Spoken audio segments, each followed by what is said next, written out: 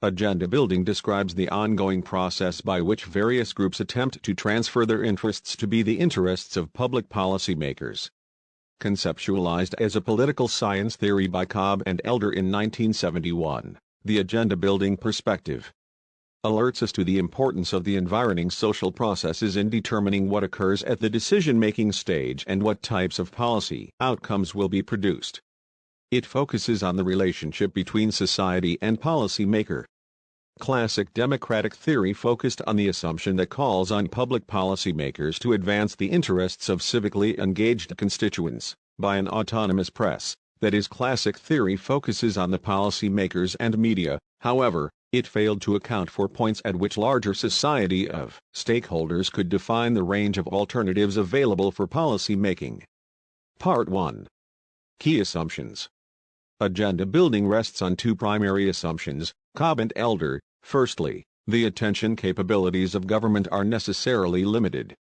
There are always more matters vying for attention than can be actively considered. Secondly, policy problems are not a priori givens but rather are matters of definition. Whether a particular situation or set of circumstances constitutes a problem and is an appropriate matter of public concern depends upon not just facts but upon beliefs and values. Other assumptions include, but are not limited to, 1.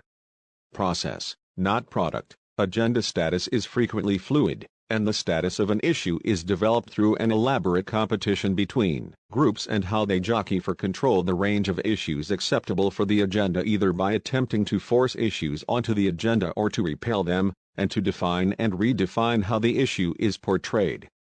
2. Competition for attention. Competing actors groups actively promote an issue or attributes of the issue that favor their interests to obtain the attention of a decision maker. Policy makers can only address what they know and care about. But signals from the media, constituents, special interests, etc. come into play, and attempt to alert and inform the policy maker. 3. Mutual influence between actors. The influence between actors, press, general public, issue publics, interest groups, elites, decision makers, does not flow in one direction, rather, it's a web of overlapping mutual influences. 4. Different agendas. There are two kinds of agendas, institutional, policy dockets, and systemic, that which merits the attention of the public. More discrepancy between agendas means more societal conflict, as the space between what is important to the public widens between what is being addressed by policymakers. 5. Bias in the sphere of influence. Some groups and individuals have more power to build the agenda.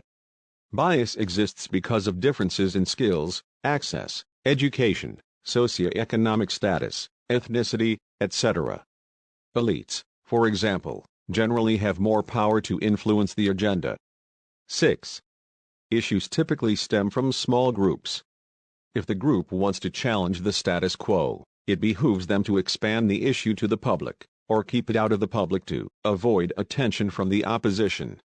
7. Issue characteristics. Different issues have different characteristics that impact its place on the agenda. For example, issues that have previously been established enter the agenda with less resistance. Part 1.1. Key hypotheses. Scholars applying the agenda-building approach to research questions frequently identify the sources of the agenda-building and compare the resulting discourse to the sender's message, whether it is media coverage or policy. For example, Nisbet, Broussard, and Kropsch tracked media coverage. Results showed that the George W. Bush administration was successful in driving coverage of the stem cell research controversy. Part 1.2. Major stages. Cobb, Ross and Ross proposed 4 primary steps in agenda building. 1. Initiation. The issue or controversy must be articulated in some terms. 2. Specification. A stakeholder group makes specific demands, for example policy. 3. Expansion. Stakeholder groups seek to gain the attention of decision makers and to define the issue in terms favorable to the group. 4. Entrance. When the issue enters the formal agenda of the decision makers. Part 1.3. Compared to agenda setting. Agenda building a concept found both in political science and communication scholarship, is distinct from, yet related to, agenda setting. However, the terms are frequently ill-defined. Berkowitz suggests, for example, applying the term agenda setting to situations regarding the effect of the media on the public and applying policy agenda building to situations that regard the perceptions of policymakers and how these perceptions are formed. Part 2. Types of agendas.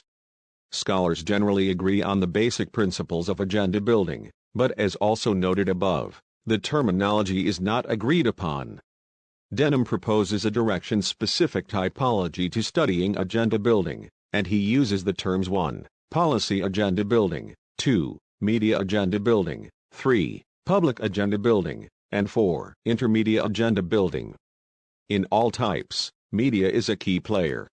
1. Policy agenda building, group, media, policy. Direct lobbying of policymakers certainly occurs, however, groups often marshal the power of the media to mobilize a larger public and force issues onto the public agenda. For example, pro-life groups presented President George W. Bush with an agenda that included a ban on fetal stem cell research. Media attention spiked as the struggle between competing groups, pro-life and pro-research, played out in the media. Greenpeace and a coalition of farming groups stopped trials of a genetically modified eggplant in the Philippines. However, pro-trial groups are active as well. Filipino newspapers have published stories featuring farmers calling for the technology to be commercialized and biology students calling for the ban to be overturned too.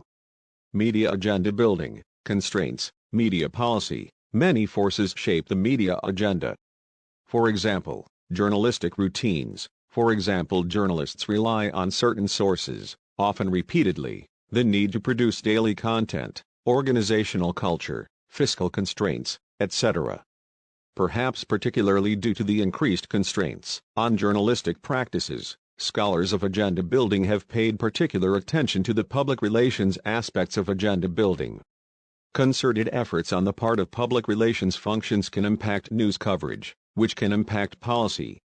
For example, Berkowitz tracked local and national TV and newspaper coverage, finding that more than 70% of TV news featured information found in press releases and from official sources. Public relations efforts by then presidential candidates Barack Obama and John McCain were key determinants of media coverage abroad. 3. Public agenda setting, media, public, policy. When the media alerts the public to an issue, frequently through investigative reporting. Lang and Lang traced the power of the Washington Post Watergate investigation that led to President Nixon's resignation. Various media covered the issue, and soon the scandal was a daily headline, alarming the public into action. 4. Intermedia agenda building, media public and/or policymaker. Media outlets look to each other for cues regarding what to cover. For example, the New York Times influences other media outlets.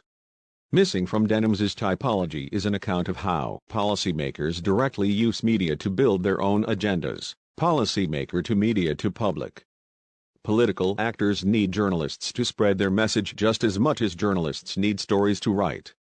Cook calls this the negotiation of newsworthiness. Together journalists and sources, and occasionally others, interact to determine what is covered in the press, and how that content is presented. Policymakers hold a particular structural advantage in promoting their interests, particularly because they are reliable sources of news. Part 3. The future, agenda building in the digital age. Regardless of agenda building type, modern scholarship is beginning to expand the scope of what is considered media, and how the expanded universe of media will impact agenda building. Popular interactive platforms such as blogs, Facebook, and Twitter have become the conduit for the large-scale public interaction. The increased role of citizens signals a new direction for agenda-building research, given that the Internet has distributed the means of information production and fragmented the information environment, marking a shift in the power from legacy media to build monolithic agendas to anyone with the ability to get online. Several studies show that agenda-building effects occur in the digital age. YouTube influenced coverage of California's Proposition 8, and, possibly, impacted the referendum. Parmalee focused on agenda setting and Twitter by interviewing journalists.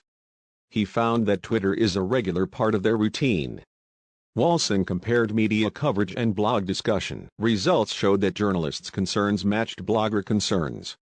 Jacobson found that comments on Rachel Maddow's Facebook page influenced the broadcast.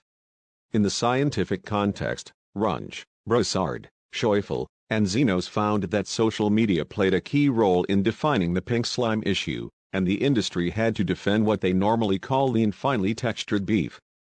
There is also anecdotal evidence of digital agenda building. One of the first examples of digital agenda building concerns the resignation of Trent Lott. In 2002, Lott resigned Senate Majority Leader due to racist comments that he made at Strom Thurmond's birthday party. Bloggers took up the issue, forced the mainstream media to do so, which eventually forced Lott to resign. Mitt Romney's 47%. Scout Pouty, a bartender, posted a video on YouTube that showed Romney dismissing 47% of Americans, who he alleged were over-relying on the government. It was picked up by smaller news organizations, but later, mainstream media covered the story, and while Romney's comments may have been taken out of context, they nonetheless damaged the campaign. Michelle Landis Dauber, an attorney present at the sentencing of Brock Turner, facilitated the sharing of the victim's impact statement with BuzzFeed, which eventually led to wide coverage in the mainstream media and the attention of prominent political figures. The judge in the case, Aaron Persky, is facing recall and now presides over civil, rather than criminal, cases. Part 3.1. The algorithm as agenda builder. Scholars are now starting to address what agenda building means, and what impact it has, when both machines and human beings set the agenda. Algorithms, such as the ranking algorithms in use at Facebook, apply previous online behavior to predict future interests to serve personalized content. The underlying, unseen algorithm manifests itself in the form of what information is presented to the viewer. The impact of algorithmic editorial decision-making, particularly at Facebook, is immense. The results of the automated linking process shape the social lives and reading habits of more than 1 billion daily active users, 1/5 of the world's adult population. It can be tweaked to make us happy or sad. It can expose us to new and challenging ideas or insulate us in ideological bubbles. Facebook downplays its role as publisher, but given that Facebook has become a major distributor of news, that platforms such as Facebook are just the pipes is an increasingly untenable stance to take. Part 3.2. Controversy.